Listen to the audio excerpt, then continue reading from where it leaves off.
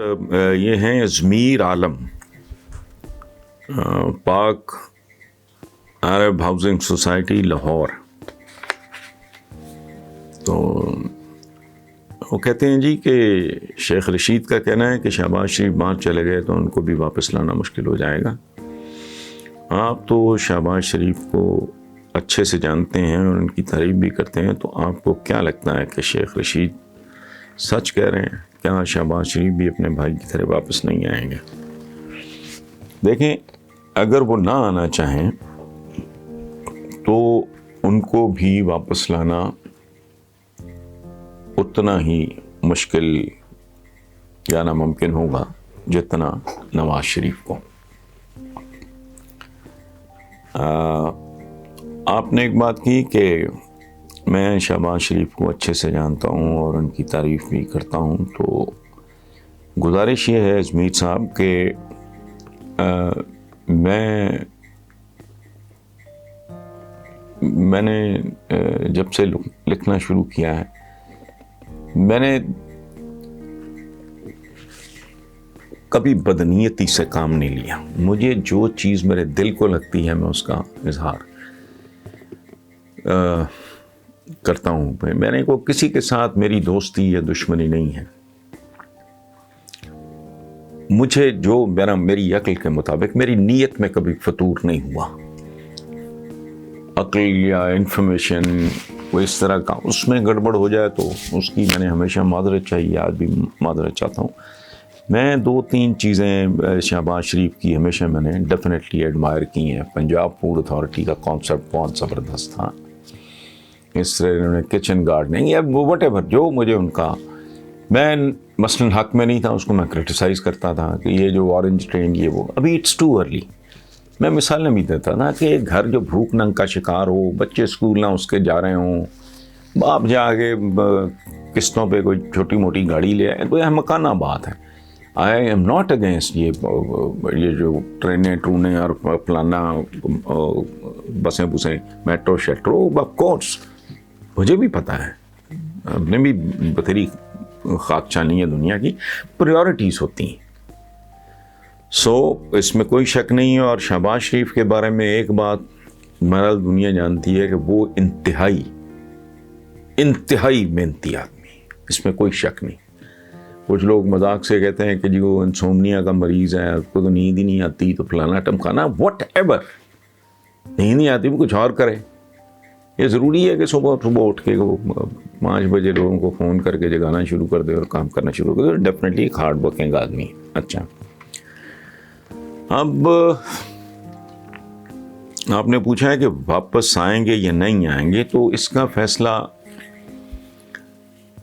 کرنے کے لیے بنیادی طور پہ ہمیں کیا چاہیے؟ ہمیں کسی آدمی کا ریکارڈ چاہیے، اس کا ماضی کیسا ہے۔ یہ جب پرویز مشرف صاحب کے ٹیک اوور کے بعد جب یہ خاندان یہاں سے فرار ہوا، میں فرار ہونے کا لفظ استعمال کر رہا ہوں، ساتھیوں کو اندھیرے میں رکھ کے دھوکہ دے کے جب یہ لوگ یہاں سے بھاگے ہیں، تو میں ذاتی طور پہ جانتا ہوں کہ شہباز شریف اس خاندان میں واحد آدمی تھا جس نے ریزسٹ کیا۔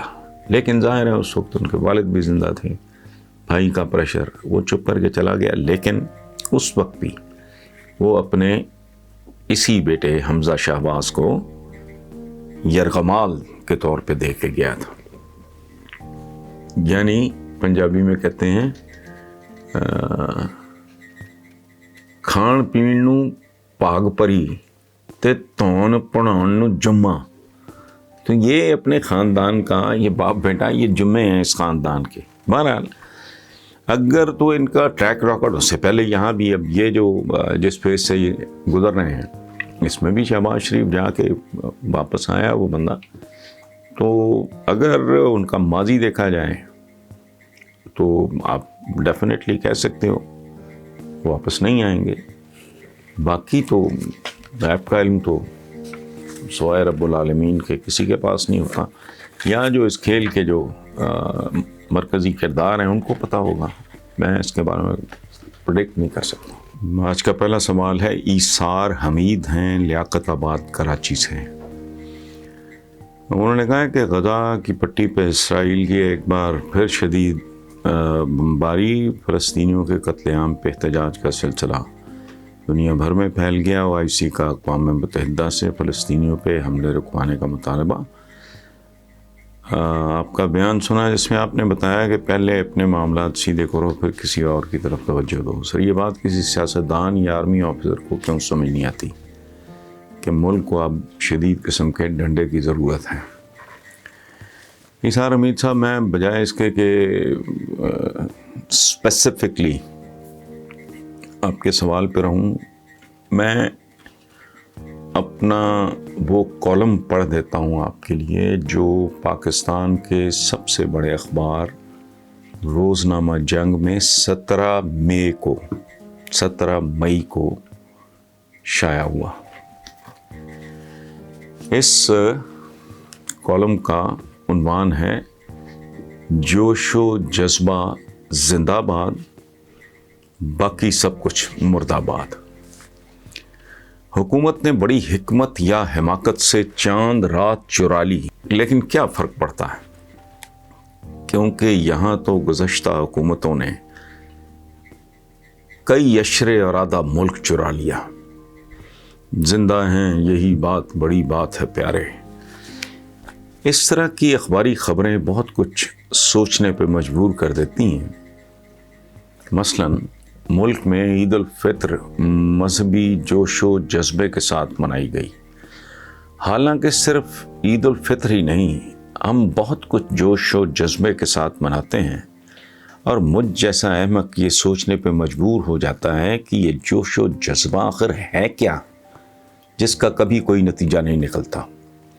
حالانکہ انسانی تاریخ گواہ ہے کہ جوش و جذبہ نے تاریخ کے دھارے تبدیل کر دیے، لیکن یہاں کہیں ایسا تو نہیں کہ ہمارا جوش و جذبہ 2 نمبر، جعلی اور ملاوٹی ہے؟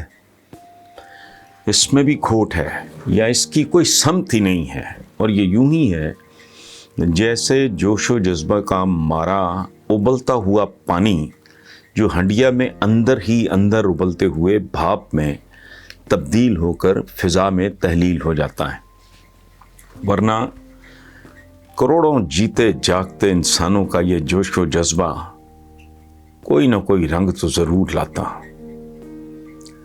ہائے وہ تیرے نیم کش جس کا نہ ہو کوئی ہدف، ایسی شمشیر برہنہ کو چاٹنا ہے جس سے ٹماٹر بھی نہ کاٹے جا سکتے ہوں، ایسی گھنگھور گھٹا کا کیا فائدہ جو برسے بغیر گزر جائے۔ کہیں جوش و جذبے کے ساتھ عید منائی جاتی ہے، کہیں جوش و جذبہ کے ساتھ یہی عید خون میں نہلائی جاتی ہے۔ اور ادھر خبر آتی ہے کہ صہیونی فوج نے عید کو بھی ماتم بنا دیا۔ 39 بچوں سمیت شہداء کی تعداد 150 سے بڑھ گئی۔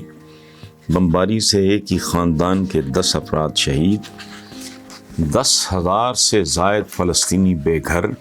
ملتی جلتی صورتحال کشمیر میں بھی ہے، اور ہمارا رد عمل بھی ملتا جلتا ہے، لیکن نتیجہ اب تک اس جوش و جذبے سے کچھ نہیں نکلا، تو آئندہ کسی امید کا منطقی جواز کیا ہے؟ کیا اس ساری صورتحال کو نئے سرے سے سمجھنے اور ری وزٹ کرنے کی ضرورت تو نہیں؟ تقریباً 2 ارب مسلمان، 50 سے بھی زیادہ ملکوں پہ مشتمل یہ عالم اسلام، ایک طرف ہندو، دوسری طرف جنونی ہندو، صرف ہندو کی میں بات نہیں کر رہا، جنونی ہندو، تو دوسری طرف مٹھی بھر صہیونی جنہوں نے ریت کو زرخیز بنا دیا۔ تو بھائی بالآخر آخر کار یہ تو سوچو کہ گڑبڑ کہاں ہے؟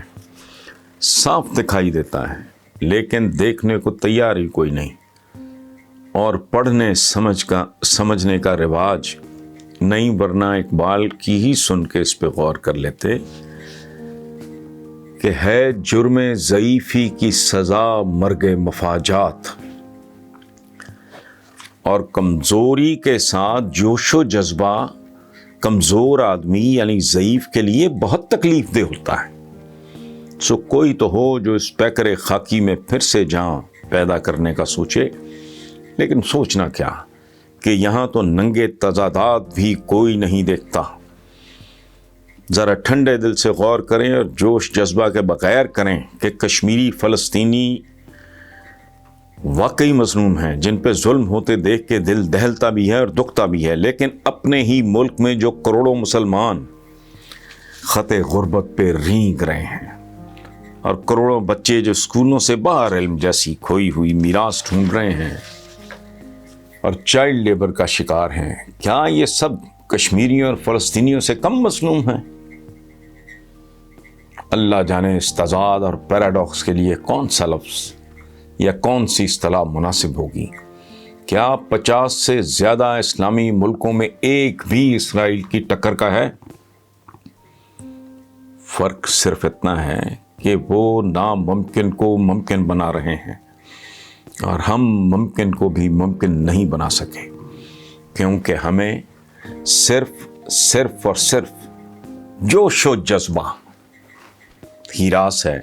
اور یہ خالی خولی جوش و جذبہ زیادہ سے زیادہ وہی کچھ کر سکتا ہے جو کر رہا ہے. لکھ لکھ کے میری انگلیاں گھس گئیں کہ یہ مسل نہیں عقل کا زمانہ ہے، یہ جوش نہیں ہوش کا عہد ہے، یہ سائیں لوگوں کا نہیں سائنس اور ٹیکنالوجی کی دنیا ہے. لیکن کسی کے کان پہ جوں نہیں رینگتی کیونکہ ہمارے تو کان ہی کٹ چکے ہیں. تو اس کے سوا اور کوئی آپشن اور چوائس ہے ہی نہیں کہ کہیں عید منائی جائے، کہیں عید خون میں نہلائی جائے، لیکن سوچوں رویوں میں کوئی تبدیلی نہ لائی جائے. دنیا ایک ایک دن میں ایک ایک صدی کا فاصلہ طے کر رہی ہے، لیکن ہم خالی خولی جوش و جذبہ پر سوار خود کو شاہ سوار سمجھ رہے ہیں اور ناقابل تردید حقیقتوں کو ایک نظر دیکھنے کے روادار بھی نہیں. ایسے نان ایشوز پہ خالی کھوپڑیاں اس ملک میں ٹکرائی جا رہی ہیں کہ حیرت ہوتی ہے، خوف آتا ہے. جوش و جذبہ زندہ باد، عقل اور فہم مردہ باد.